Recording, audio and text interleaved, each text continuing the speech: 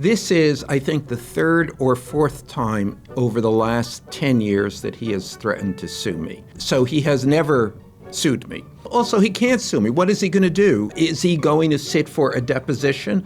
Is he going to answer all of the questions that then I would have the right to ask him about his relationship with Jeffrey Epstein? In the release of these documents by the federal government, there is a document here that says Jeffrey Epstein introduced you to your wife. Do you want to discuss that, Mr. Trump? Michael. Joanna. Well.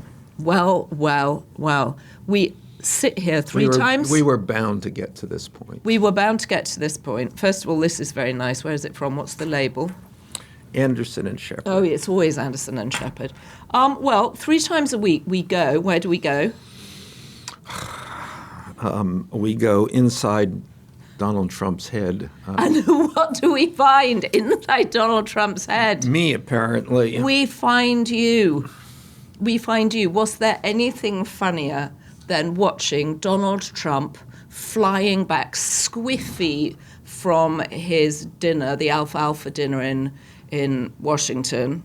Is it in Washington? Yeah, it is in Washington. Full of all these fancy people. Well, then he's not flying back, one would assume. No, he's flying to Mar-a-Lago. Oh, he's flying from? I don't know. Anyway, the point is, Donald Trump Alfalfa dinner might be in New York, actually. No, it's not in New York. I know it's not in New York. I think it's in D.C. All right. Anyway, clearly, Michael and I have never been to the alfalfa dinner, but Donald Trump has been. But my friend Donald has been. Your friend Donald has been, or are you a friend? Mm-hmm. And squiffy with power. We know he doesn't drink, but he seemed merry with reporters in the plane on the way back. The reporters ask him about this is the first time he's been confronted by reporters about the most recent release of the Epstein files. Of the 3 million Epstein files. And what does he say? Shall I read it? Please. Well, they should be, because it looks like this guy, Wolff, was a writer, was conspiring with Epstein to do harm to me. And I didn't see it myself, but I was told by some very important people that not only does it absolve me, it's the opposite of what people were hoping. You know, the radical left, Wolff, he's a third-rate writer, and so we'll probably sue Wolff. That's not a friend. Well, let's unpack that. But first, that's you doing Alec Baldwin doing Donald Trump. Yes, I think so. Yes. It's a kind of, yes. I mean, it's harder to do men. I can do a better Melania. But you are inside Trump's head. How did you get there? He's inside your head. We know that. But it turns out all along that you've been inside his head. I think the operation... I mean, let's remove me from this for a second. The operation is that when confronted with a situation, instead of addressing the situation, he identifies someone in the situation to be his antagonist, his nemesis. And that happens to be in this situation, at this moment, me. It happens to be you. And but let's get this. So the entire Epstein thing, one of the worst things that has happened to his presidency. Yeah. The thing that may yet bring him down. Who is responsible for it? Me. So he also Truth Socialed out. I can do. Shall I do his voice one more time? Not only wasn't I... No, that's a Yorkshire accent. That's wrong. All right, here's what he said. Not only wasn't I friendly with Jeffrey Epstein, but based upon information that has just been released by the Department of Justice, Epstein and a sleazebag lying author named Michael Wolff conspired in order to damage me and or my presidency. So much for the radical left's hope against hope, some of whom I'll be suing. Additionally, unlike so many people that like to talk trash, I never went to the infested Epstein Island. He's looking at you, Howard Lutnick. But almost all these crooked Democrats and their donors did. Thoughts? Fabulous. What more? Now, this is, I think, the third or fourth time over the last 10 years that he has threatened to sue me. So he has never sued me. Well, And you gave, I thought, a very good quote. You said, this is the third or fourth time he's tried to sue me. Bring it on. I have nothing to hide. And he obviously has so much to hide. But also he can't sue me. What is he going to do? Is he going to sit for a deposition? Is he going to answer all of the questions that then I would have the right to ask him about his relationship with Jeffrey Epstein? This time on this, we know you traveled with him on this occasion and that occasion and that occasion. We know, and there are other things. So in the release of these documents by the federal government, there is a document here that says Jeffrey Epstein introduced you to your wife. Do you want to discuss that, Mr. Trump? So I think the chances of me being sued are remote. Although having said that, just because would be a ridiculous suit doesn't mean that he wouldn't sue. Well, and also the process, as we've discussed before, the process of delivering a lawsuit is part of the punishment, as he thinks of it, right? I mean, he doesn't think that if he sued you, it would get anywhere. Clearly, he doesn't want to sit for any kind of discovery, but just wrapping you up in a lawsuit is irritation enough. Yes. Although, for me, it would not be irritation. No, I mean, it would be it would be fun. It would be fun. It would be arriving. But why you, Michael? Lots of people have written about Donald Trump. Yes, you've written 4 books, which were all bestsellers. There's a also point. This comment. Yes. That's not a friend. Yes, no, that's that's when I heard that, I thought. Were we friends? When did this take place? I think you were friends when he invited you to write about him in his Hollywood house and he threw the ice cream at you. I think that I suppose he thought, I mean, that would be was that a moment in which we were friendly? Yes, I mean, I was a reporter covering him. I was not insulting him. So I suppose you could say it was a friendly meeting. But friends... Were we ever friends? Were we ever? Did we ever pal around? I have a kind of. I kind of think that he thinks that. You know, when I was at New York Magazine, he used to call me up on a frequent basis, and we would. I mean, it was always, you know, you did that story. They did this story. I should have been in it. How come? So usually the people called you up and say, "Why did you say that about me?" Right. And then he would call up and say, "Why didn't you say something about me?" Right. But they were perfectly friendly, if ridiculous, conversations. But it was transactional. I mean, he's confusing any kind of interaction as a friend because he's a man that doesn't have friends unless it's Jeffrey Epstein or maybe Steve Witkoff. Yeah, no, and Michael Wolff. I could be now negotiating with the Russians and the Iranians if I had that I would like only to see. Behaved myself. If only you had stayed friendly with him. No, I mean, once I was, before he became the president a second time, I had said to one of his people, I said, let's go. I mean, what happens if he does become president? And this person, close aide, said, well, you become the ambassador to a small country. So I think that there has been in his conception of the world, a world in which I am his friend.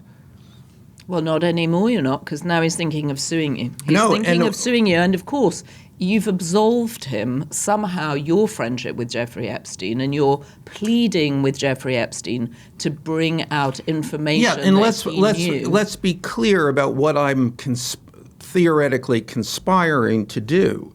I am conspiring to get Jeffrey Epstein to come forward with everything that he knows about Donald Trump. So the idea that is somehow an effort to damage him. Well, it is an effort to damage him, actually. And he's already president at this point. It is yes. This was during the first term. Okay. So this was, but this, right. So during the first term, you were trying to persuade Jeffrey Epstein to come out with all the information he had, which would disqualify Donald Trump from being president. Well, yes. I mean, it would be, in the effort, and again, in the effort not to have him be the president again, which subsequently happened. Yes, it was. I have always thought that it is one of the important things to know about Donald Trump is that he had this long relationship with Jeffrey Epstein, which was, he's blacked out for many years. Epstein, did I know Epstein? Did I maybe passed him in the hallways at Mar-a-Lago once, and then I threw him out? It is extraordinary. I mean, the files themselves are so wide-reaching. And I'm so not a conspiracy theorist. I'm always the person that believes the cock-up. But I now don't think he committed suicide. I mean, it's just... I feel like the fact that he was in conversations to potentially negotiate some sort of deal, which I don't think we knew, did we? That 10 days before he was found dead... I knew. You knew? Yes, I know. I know the parameters of this story, and I know Epstein's lawyers, and I know and have written that yes, that there was a reach out to the Justice Department to have a sit down and see what they could to begin that discussion. Yes. Okay, I didn't know that. I knew that he had rewritten his will. But I didn't understand that they'd reached out to the Justice Department to see if there was a sort of compromised territory here.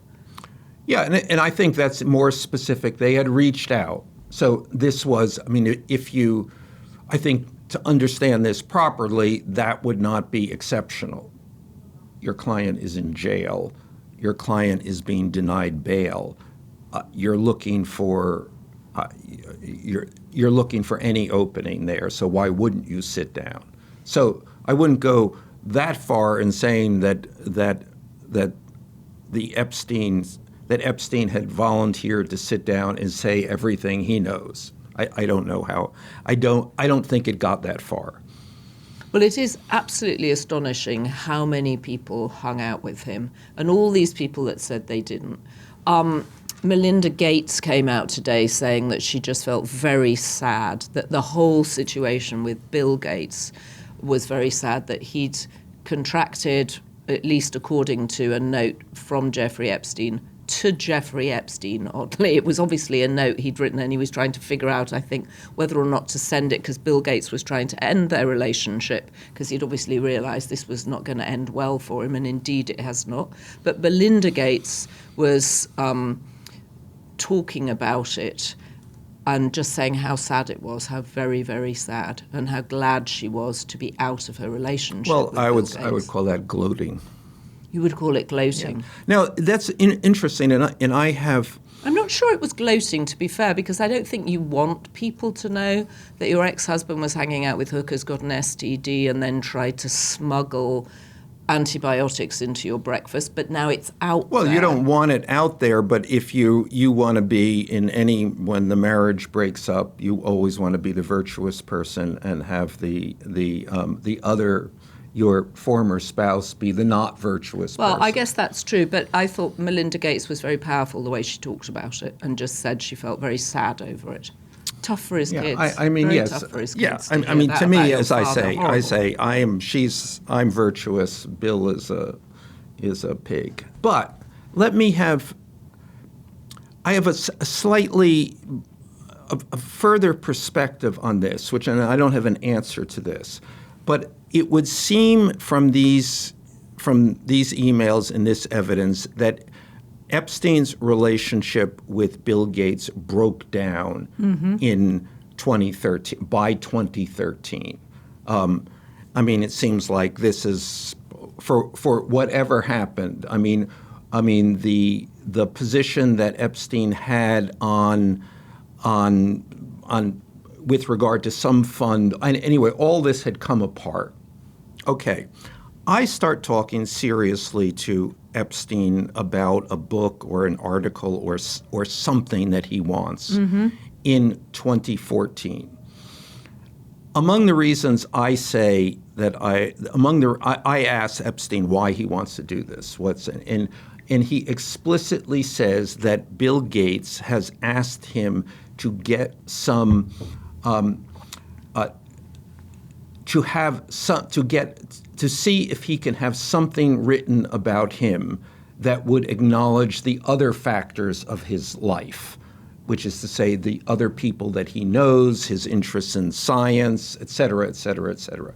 In other words, to try to in some way rehabilitate his mitigate reputation. his past because he spent a year in jail for soliciting minors for prostitution. Exactly. So I don't know the answer to this because I did not know that this was in 2013 that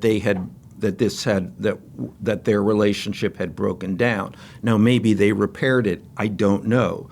I know that I said yes. I would be happy to talk about this and would be particularly interested in doing this if I could interview Gates. And he said, yes, definitely. And there is in the email chain him talking about what Gates might say and what he might want Gates to say and the meetings that he could set up. Now, this never happened.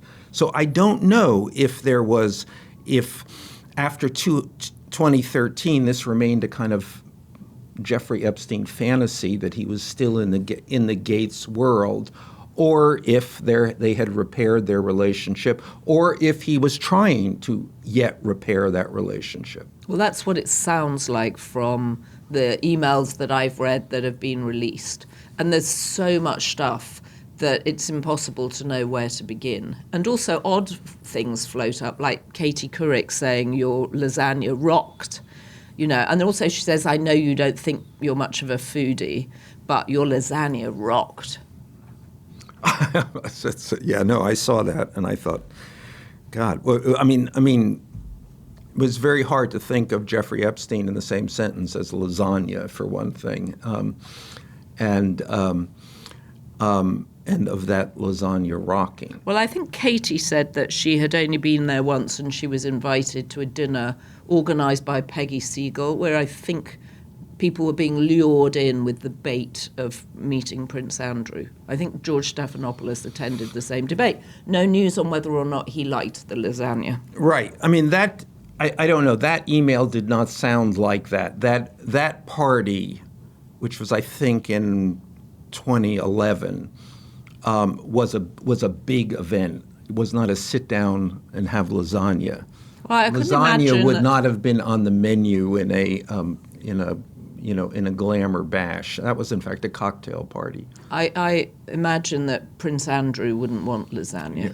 I think he's used to eating grouse or nothing for Andrew, formerly known as Prince. But maybe lasagna is a secret word. A lot of people called me over the weekend and say there's a lot of mention of pizza there. I'm bringing the pizza. What was that a byword for? It's all depressing. And what about Peter Attia, I the said longevity? Probably a pizza. Pizza. What about Peter Attia, CBS's new longevity guru, who, it turns out, according to our reporting, had declined the opportunity to go and spend time with his very ill young baby son because he was hanging out with Epstein.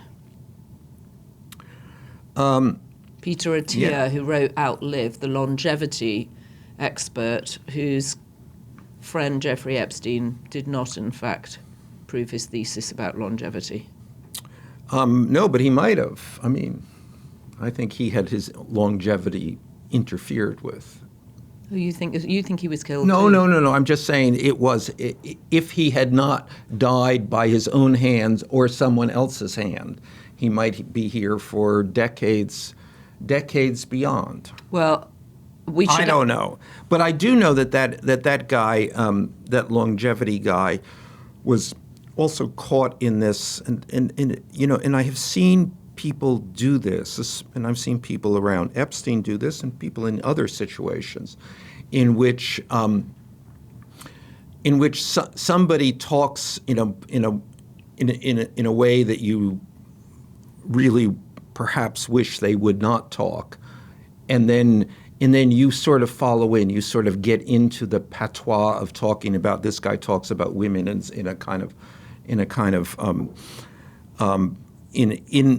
a way that you shouldn't talk, obviously, but in a way that sounds incredibly awkward, like that. And I was reminded of the grab them by the pussy moment when Billy Bush agrees. Right. It sort of ingratiates himself with Trump because you're with someone that says something so outrageous that you're trying to And I remember when appease Epstein would say this kind of stuff, and he said things that you assumed actually were to shock. And would you push back? Would you go along? How would you react to this? Do you know how you can react to it? You can just go, mm-hmm. Well, that's what you do end up doing. Of course, you sort of look away. This guy dove in, and he was. Well, he's lost his sponsorship of the David protein bar as a result. Barry Weiss is doggedly, stubbornly hanging on to him, though I don't know how you watch him on television and take his advice seriously when you know that he declined to spend time with his ill little baby boy because he'd rather hang out. How do we know this? Because we put the dateline together. So he's saying that he can't get back to see his son in hospital because he's fantastically busy working in New York. In fact, according to the emails, he's making plans to see Jeffrey Epstein. So it's another dissatisfied wife. I would not want to be Mr. Atiyah right now having to deal with Mrs. Atiyah. Never mind having to face all the sponsors that are going to pull out of supporting you. It's quite a difficult one to come back from. Happily, his book was a great big bestseller. Let's hope he saved some money. A great big bestseller. Yeah. Anyway. Many copies sold? Well, at least I have been given at least 3 copies. I've been given a lot of that book too. Which is like, okay, what's the message here? Yes, I think I know what the message is. What is the message? People want you to live. Or people think I'm old, yes. Well, you're young in investigative spirit. Well, I want to go back to the Melania thing, just obviously because it's apropos of precisely what my dispute with her is about. And let's remember, I said, and I think I said on this podcast, or I indicated that there was a view, certainly, that Epstein had introduced her to Trump, or at least within. I think I actually put it in more milder terms, that they knew each other from the same social circle, and then she obviously, her lawyers then said, well, we're going to sue you for $1 billion because you said that. But in these documents, it is very, very precise. I mean, someone, and we don't know exactly who because it's redacted, but it is someone saying Jeffrey Epstein introduced Melania to Donald Trump. Yeah, no, it's absolutely clear from that. Well, it had been taken down by an FBI agent, I think, right? Because it was written in very procedural language. Yeah, I don't know. Well, I mean, that's part of the thing, and it may not. This may, of course, not be true. But that characterizes so much of what has been in this recent drop of Epstein files. Okay, what's true, what's not true. All right, I'm just going to read the bit, and much of this memo has been redacted, but something put in contact with an agent named Paolo Zempoli, who worked with ID models. Redact. Zempoli was trying to buy elite models with Epstein. Epstein introduced Melania Trump to Donald Trump. Epstein was visiting Zempoli at the agency when they were casting auditions for models. Epstein was looking through portfolios and saw photographs of her wearing only swim bottoms. Well, actually, we don't know that was Melania because the name was redacted. But it definitely says someone and Zempoli were at a nightclub with Epstein, who was there with a woman who, redacted, believed was makes no sense. It's all redacted. You can't understand it. But very clearly it says Zempoli was trying to buy elite models. Epstein introduced Melania Trump to Donald Trump. Yes, and we know we've seen that other email of Melania writing to Ghislaine. We saw Melania writing to Ghislaine saying she can't wait to get back down to Palm Beach. And then we see a few weeks later, actually, Ghislaine's response to Melania calling her sweet pea. Right, and in that same first email, Dear G, it's Dear G, congratulations on the great article about J.E. in New York Magazine. And the photos of you look great. Right. So, all right, we've got the fallout for Epstein. We've got an armada heading to Iran. And we've got Donald Trump fiddling with the elections. Yeah, no, I think that this is the headline story. The headline story is that Donald Trump has called for elections in the United States to be federalized. Right. What does that mean? In other words, mean? Well, it means he's taking over the elections. Remember, the elections in the United States are state by state. They're run on a local basis, and every state has little differences in how they do it because that's how it's done. Their elections are not federal; they're state by state. And he wants them nationalized, so yes, he's in charge. And then he would be in charge. Now, of course, this is Donald Trump running at the mouth, as he always does. Does it have any meaning? Perhaps not. But it might. And certainly we know, and there has been now an observable pattern, that he's obsessed with these coming midterm elections, as well he should be.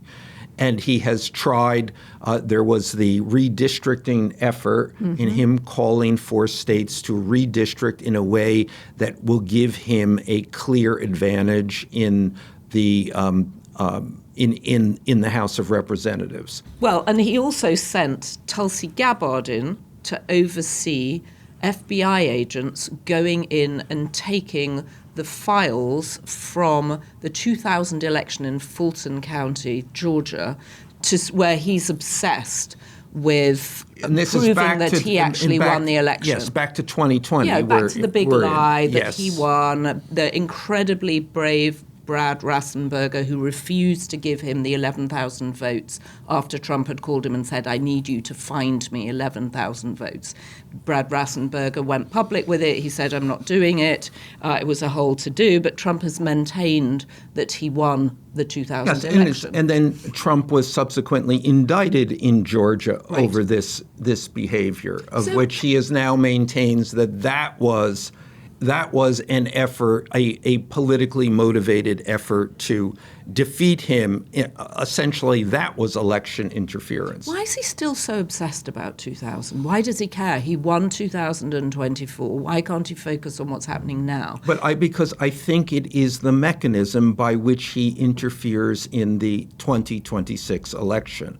This is the thing. This is the device, the rhetorical device, the legal device in which he takes steps to give himself a 2026 advantage. Well, and the other remarkable thing about Tulsi Gabbard being there, and she had no reason to be there, even Todd Blanche, the number 2 at the Justice Department, our friend, because he went down to interview Ghislaine Maxwell and, of course, was Trump's personal lawyer during all his various legal affairs before he got reelected. Todd Blanche said she doesn't need to be there. I actually feel I know Blanche because I sat in the trial in New York and watched him. I spent, 6 weeks sitting, 5 to 10 feet away from this guy, looking at him constantly and thinking that's the worst job anyone could ever have. Well, it turns out not necessarily, because now he's number 2 at a very corrupt DOJ. But even Todd Blanche said there was zero reason for Tulsi Gabbard, the head of national intelligence, the reason was, of course, was that she was there at the behest of Donald Trump. Right. And then she called the president when she was there and had him on the phone with FBI agents, which is a complete no-no. There's supposed to be complete separation between the executive and the FBI agents. And of course, another boundary broken. Yeah, I mean, what we have here is the beginning, a pattern of him trying to interfere in the next election. This will get this. He is going to ramp this up. So we are really looking at the possibility that this election will be undermined by the President of the United States. Yeah, it's incredible. And also, even if all he's doing is sowing doubt about the process, that's enough to make people think, maybe this isn't right. I mean, it's really scary stuff. No, let's look at the stakes here. If he loses the midterm election, which he says he thinks he's going to do, he is in trouble. Right. I mean, he is in profound trouble. Well, he said he thinks they will impeach him. Yes, and it is functionally, if not the end of his presidency, it kind of comes to a stop. Well, and Steve Bannon said at, I think, some conservative conference, we will all be in jail. That's literally what he said. We will all be in jail. So, therefore, understanding those stakes, what does he do? And what can he do? I mean, it is not that he is going to change course, look at the polls and say this immigration enforcement is unpopular. We better stop doing it. We better stop threatening Greenland and whoever else we're threatening. Very unpopular. The economy, better do something about that. He's not going to be able to do any of those things. He either won't know what to do vis-a-vis the economy, or is unable to reverse course just because that's not what he does. Right, he doubles down. So the only other way to approach this election is to steal it. Right, and is to undermine the entire process. And of course, as you've said, they rule until there is resistance. They get away with as much as they possibly can, and then they pull it back. So by him saying we're going to federalize, nationalize elections, the fact that they fiddle with a couple of states, if that's what it actually comes down to, is enough.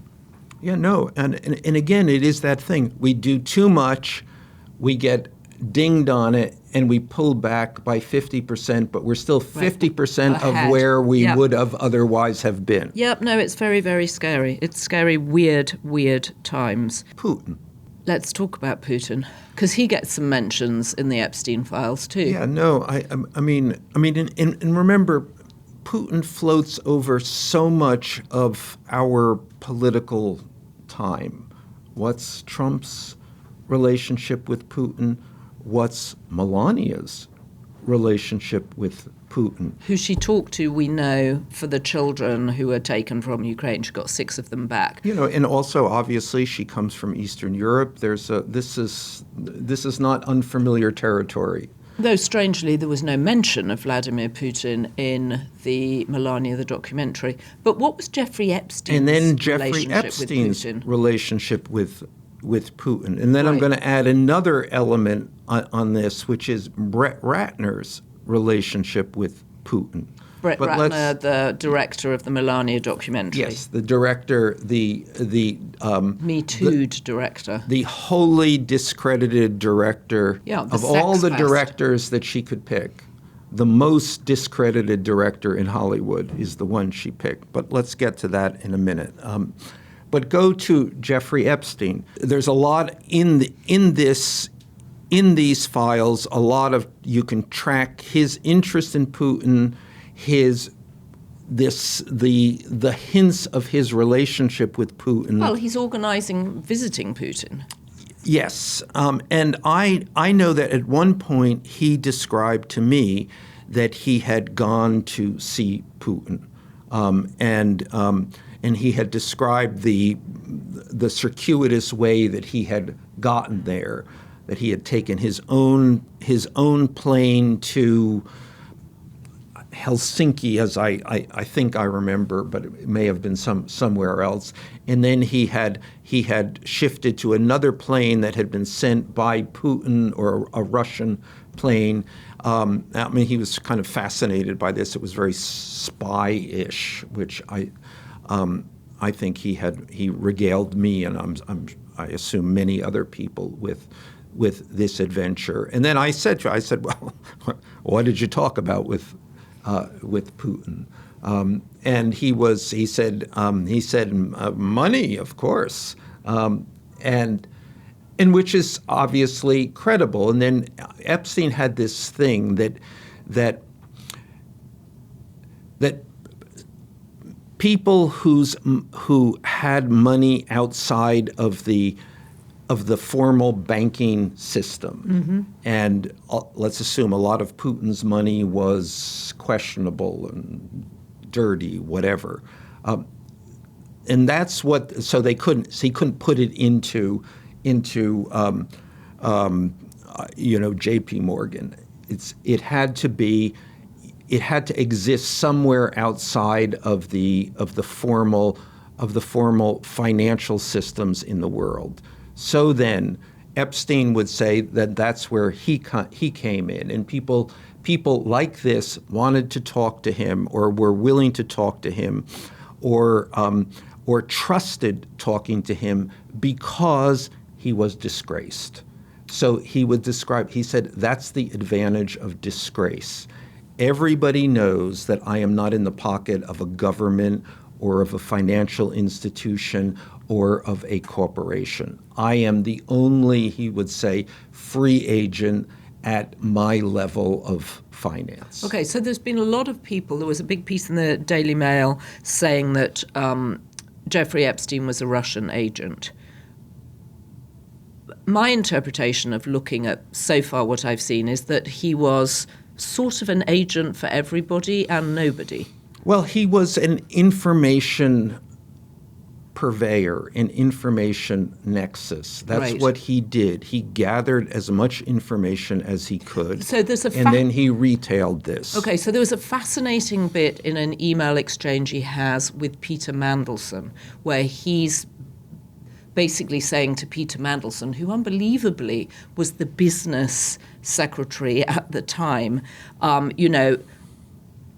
don't tax bankers' bonuses. And then there's a back and forth, and Epstein wants Mandelson to tell him before Mandelson tells Jess Staley, who was a friend of Epstein's and then the CEO of Barclays Bank, clearly so Jeffrey could tell him. So it made it look like he had the information first from the British business secretary, who Jess Staley should have been talking to probably every day. No, I mean, this was what is at the center of Epstein's enterprise and his attractiveness is that he knows a lot of stuff. So he was well informed and he shared information. He was basically a high-class gossip. Yes. Well, let's make the distinction between intelligence and gossip, and there is not always a distinction, but there often is. This is intelligence. We've vetted it. We've arrived at a conclusion that it is trustworthy at this level, at a 90% level, at a 100% level, at an 80% level. I mean, it's information that has gone through the system. And then there's gossip, which is somebody calls up Jeffrey Epstein and says, rah, rah, and then I like that noise. I like that kind of sound effect. And then he repeats it. And then he repeats it to someone else. So, and I think that is much more the case. And I know that the information, and I went to Jeffrey Epstein for the information he could provide. And I would say often it was very good information, but it was often, maybe at a somewhat lesser level, maybe 30% of it was ridiculous. It didn't pan out. He had gotten it from God knows where, and it just sent you down a rabbit hole in which which accomplished nothing. So, was he being paid by the Russians? Is that one of the reasons why he seemed to have so much more money than anyone could figure out how he got it? I mean, he perfectly well could have been paid by the Russians. He perfectly well could have been. I mean, there are less now, but there certainly was at some point in time lots of Americans who were paid by the Russians. So that's not illegal. That's not even disreputable. Wait a minute. Lots of Americans being paid by the Russians. What do you mean? Well, I You mean in business? yes, Right. I mean, in lots of business deals, or well, or just giving advice. I mean, I think you would find a range of American investment banks and consulting firms who were no doubt paid by Russian entities. So that's not necessarily that's not a smoking gun. And I don't know if he was paid by the Russians. And actually, Epstein used to say that he was very careful not to take money from anybody in a dubious position. But then he would say, that does not mean I did not give them advice. So what did that mean? I don't know. Also, what on earth would Jeffrey Epstein's definition of dubious be? Well, let me hear. I just give you one example. So I once had dinner with Jeffrey Epstein this was in Paris, and my wife and I were in Paris, and we just kind of coincidentally ran into Jeffrey Epstein. Actually, I could go further with this. Jeffrey Epstein used the swimming pool at the Ritz in Paris as his kind of health spa.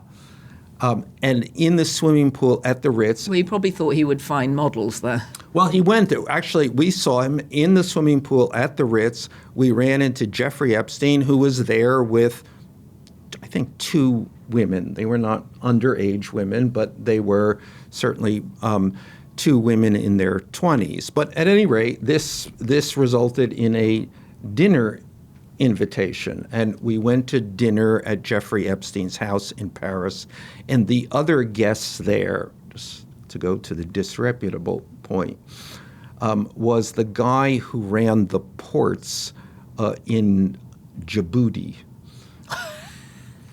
Oh God! No, I just wanna, and with. My suspicion would be that all of the world's corruption might well converge on the port of Djibouti. I think it's possible. And also, I can't imagine how would you even open a conversation with someone who runs the ports in Djibouti? What did you say? It's very busy. It must be very busy. Difficult job. How big are the containers? Tell me about supply chain. Well, actually, curiously, the man who ran the ports of Djibouti apparently at one point in his career had been out of favor, and he was put in jail. So Jeffrey Epstein and the man who ran the ports of Djibouti then talked together about their experiences in jail. Except that I think Jeffrey's experiences would have been quite different because he was allowed out for work release 6 days a week. It was a sweetheart deal. As I understand it, he had spent 6 months in jail and then was released. But he did say it was not as bad as it appears in the movies. And I'm sure it wasn't as bad as it appears in Djibouti. But I said to the man who runs the port of Djibouti, and what were you in for? Right. And he said, terrorism. But I wasn't the terrorist. It was really the other people. Oh, my goodness. Oh, my goodness me. The life you have lived, Michael Wolff. Well, no wonder you're inside Donald Trump's head. No wonder you are inside Donald Trump's head. Now, what's happening with the Kennedy Center? Marble armrests are what's happening with the Kennedy Center. I think the Kennedy Center will be destroyed. Do you? Yeah. Oh, so I sad. think that he is going to take this down. I mean, I think that he is pissed that everyone has, or that so many people have said, we're not going to have anything to do with the Donald J. Trump Kennedy Center, right? Or as they say in the White House, the Donald J. Trump Kennedy Center. Right. Yeah. So Renee Fleming just pulled out, Philip Glass pulled out, the National Opera has left the building. So this is an act of revenge. Yes. He's now going to close it down. I think he will close it down. I think he will break it down. I think he will build something else up, and it will be a venue for what's that ultimate fighting thing he does? UFC. Yes. So you think the Kennedy Center? I think the Kennedy National Center, Arts Center as a cultural institution is over, finished. Wow. All right, well, I've got a limerick to read us out on, but I went to see the play Oedipus over the weekend on Broadway, which I'm very late to. I know it's been the sensation of the Broadway season, but it's rewritten. The myth of Oedipus is rewritten by Robert Icke. I don't know how you pronounce it. I think it's Icke. And I wanted to read something because it starts with a politician. We say Oedipus. Well, you say Oedipus. They say Oedipus in it, and that's the English pronunciation, and it's an English cast. Yes, right. And it came from, and it's very well done. It came from the West End. Yeah, Mark Strong, Leslie Manville, and Anne Reid. But I was going to read you a part from the beginning. So Mark Strong, Oedipus, is a politician, as we know. He's running for office. And it starts with a video, which is like a kind of political ad for him. And he goes, "Final thoughts on the way things are.